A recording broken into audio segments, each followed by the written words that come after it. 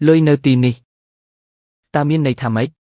ប្រាក់8,000ដែលឯងបានកក់ពីមុនខ្ញុំថែមឲ្យគ្រប់10000ចាប់ពីថ្ងៃនេះទៅរបបលក់បាយប្រអប់នេះខ្ញុំធ្វើម្នាក់ឯងយកលុយហើយចេញទៅថ្ងៃក្រោយកុំមកលក់ដៃទៀតពេលបាយថ្ងៃត្រង់នៅចំពោះមុខកម្មករទាំងអស់ឯងចង់ចែកផ្លូវជាមួយខ្ញុំកុំនិយាយឲ្យពិបាកស្ដាប់ពេកខ្ញុំមិនដែលឲ្យឯងខាតលុយទេខាតឬមិនខាតក្នុងចិត្តឯងដឹងច្បាស់ហើ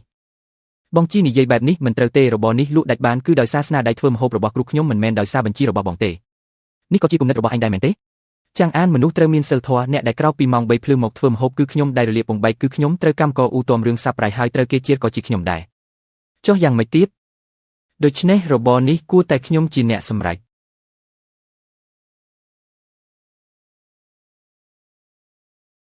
មិនអីទេអីចឹងនិយាយគ្នាឲ្យច្បាស់នៅទីនេះតែម្ដងទៅយកសៀវភៅបញ្ជីមកគម្រាមទៀតហើយកម្មករញ៉ាំបាយមិនមែនញ៉ាំសៀវភៅបញ្ជីទេថ្ងៃដំបូងនៅការដ្ឋានលេខ2តើអ្នកណាជាអ្នកទៅរងចាំនៅការិយាល័យគម្រោងអស់រយៈពេល3ថ្ងៃ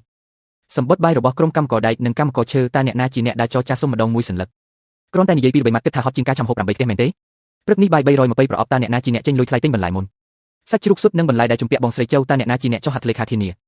បាយវេនយប់ម៉ោង11តើត្រូវចូលតាមច្រកណាត្រូវជិះវៀងរណ្ដៅណាហើយផ្លូវណាដែលលោកខ្វក់ត្រូវវៀងតើអ្នកណាជាអ្នកដើរស្ទង់មើលម្ដងមួយជើងឯងនិយាយទាំងអស់នេះមិនមែនដើម្បីចង់សង្កត់ក្បាលខ្ញុំទេអីតើខ្ញុំធ្លាប់សង្កត់ក្បាលឯងពីពេលណាបងជីប្រញាប់ឡើងយកលុយហើយទុកកន្លែងលក់នេះឲ្យពួកខ្ញុំទៅថ្ងៃមុខបងដើរផ្លូវបងពួកខ្ញុំលក់បាយរបស់ពួកខ្ញុំលុយនេះខ្ញុំទទួលយកប៉ុន្តែផ្លូវទៅថ្ងៃមុខពួកឯងដើរដោយខ្លួនឯងទៅកុំភ័យអីទាំងអស់គ្នាទៅថ្ងៃមុខបាយប្រអប់នៅតែមានរសជាតិដដែលសម្បត្តិបាយនៅតែទទួលយកធម្មតាអ្នកណាថាទទួលយកធម្មតាមេជាងលូបាយគឺខ្ញុំនៅតែជាអ្នកធ្វើដូរក៏មិនតិចដែរក្រុមរបស់បងនៅតែអាចញ៉ាំបានធម្មតាពួកយើងចង់បានបាយក្តៅទាន់ពេលវេលាមិនមែនចង់បានទឹកមុខរបស់ហានធីសឹងឯងទេខែមុនពេលភ្លៀងធំច្រកចូលការដ្ឋានត្រូវបាក់ស្រុតតើអ្នកណាខំវៀងទៅច្រកខាងលិចដើម្បីដឹកបាយមកឲ្យពួកយើងពេលក្រុមកម្មករដែកត្រូវការបន្ថែម40ប្រអប់បន្ទាន់តើអ្នកណាជាអ្នកចេញលុយមុនតើមិនមែនជារឿងរបស់ហាងលក់បាយទេអីបើជារឿងរបស់ហាងអីចឹងយប់នេះឯងដឹកបាយ160ប្រអប់ទៅឲ្យកម្មករវេនយប់នៅក្រោមប៉មស្ទូចអាគារលេខ3ឲ្យទាន់ពេលទៅខ្ញុំនឹងចុះហត្ថលេខាទទួលមេជាងលូនេះជារឿងផ្ទៃក្នុងរបស់ពួកយើងទេមិនឲ្យប៉ះពាល់ដល់ការហូបចុករបស់បងឡើយប៉ះពាល់ឬអត់មិនមែនឯងជាអ្នកសម្រេចទេសម្បត្តិបាយដែលនៅសល់ក្នុងខែនេះរបស់ក្រុមយើងខ្ញុំសុំដកវិញ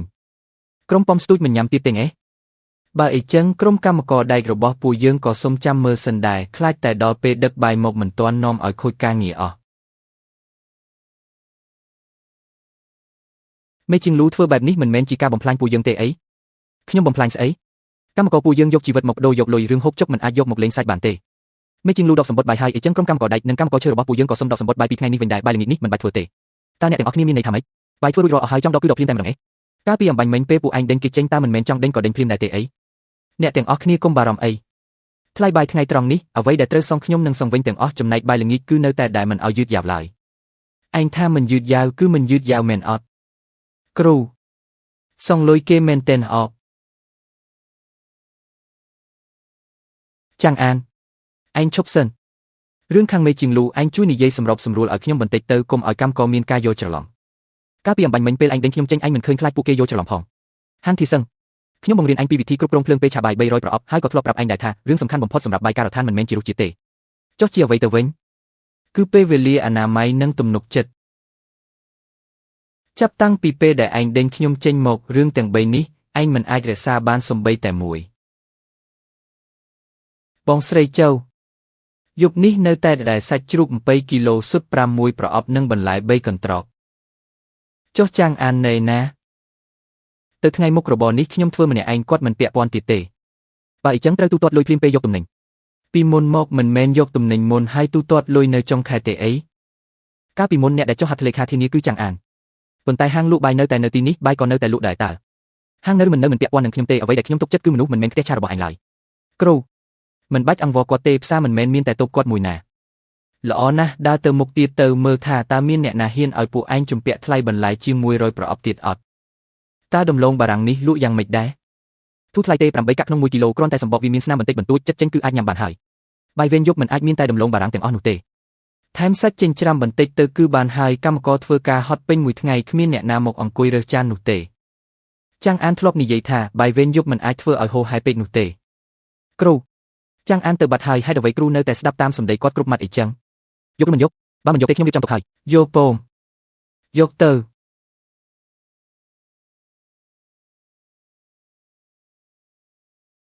160ប្រអប់ដុសតិចជាងមុនបន្តិចទៅគឺល្មមហើយ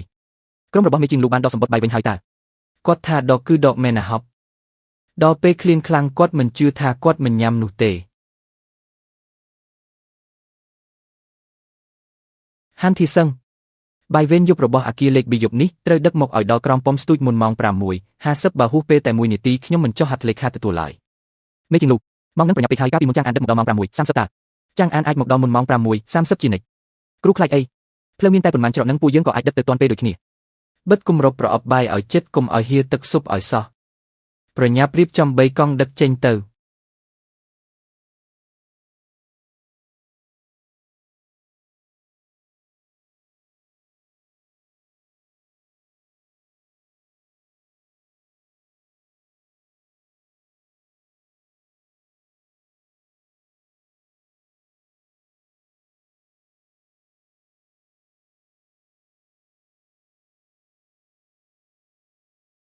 មកដឹកបាយមែនទេរាល់ថ្ងៃតែងតែដឹកមកតើត្រូវការលិខិតអនុញ្ញាតអ្វីទៀត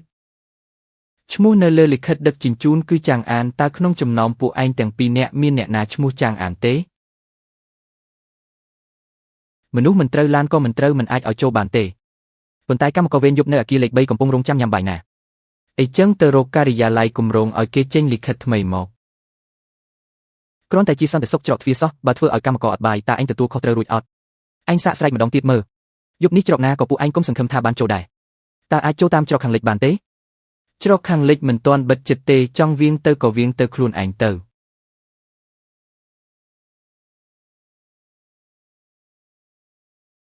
យ៉ាប់ហើយជ្រុះបាយអស់ហើយអញបើកឡានលឿនម្លេះធ្វើអីបើមិនបើកលឿនតើទៅទាន់ពេលអត់មិនមែនគ្រូថាប្រញាប់ដឹកទៅទេអី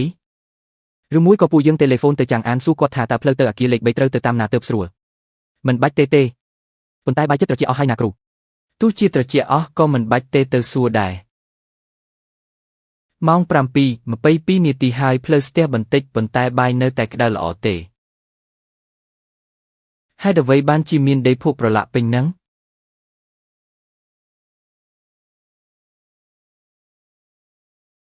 ខ្ញុំមិនចង់ហត្ថលេខាទទួលទេមេជីងលូកម្មករទាំងអស់គ្នាកំពុងរងចាំញ៉ាំបាយណាអ្វីដែលពួកគេរងចាំគឺបាយដ៏ស្អាតនិងមានអនាម័យមិនមែនបាយប្រឡាក់ដីភក់បែបនេះទេអ្នកណាអនុញ្ញាតឲ្យពួកឯងចូលតាមច្រកខាងលិចតើលិខិតបញ្ជាក់ផ្លូវដឹកជញ្ជូននៅណា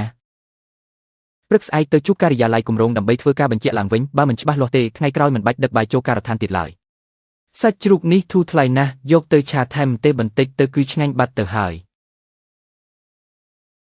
សាច់ជ្រូកនេះមិនស្រស់ទាល់តែសោះគ្រូកាលពីម្សិលមិញគេដកសម្បត្តិបាយអស់ច្រើនណាស់ផ្សារក៏មិនឲ្យជំពាក់ទៀតតើគ្រូចង់ទិញសាច់ល្អជាងនេះដោយរបៀបណាបាយការដ្ឋានមិនអាចធ្វើឡើងបែបកុហកបោកប្រាស់កម្មករអីចឹងទេដល់ពេលនេះហើយគ្រូនៅតែចង់ប្រណិតទៀតមែនទេបើមិនប្រាសាច់នេះតើយើងយកអ្វីទៅធ្វើម្ហូបឲ្យពួកគេថ្ងៃត្រង់នេះទៅថែមគ្រឿងទេសបន្តិចទៅគឺរួចរាល់ហើយឆ្អិនហើយគ្មានអ្នកណាដឹងនោះទេដំឡូងបារាំងឆាសាច់ជ្រូកក្តៅមកហើយឆាប់មកទិញទៅញ៉ាំទៅទាំងអស់គ្នាហេតុអ្វីបានជាសាច់នេះមានក្លិនប្លែកអីចឹងបាយឆាក្រៅការដ្ឋានតែងតែមានរសជាតិបែបហ្នឹងហើយព្រោះថែមគ្រឿងទេសច្រើនបន្តិច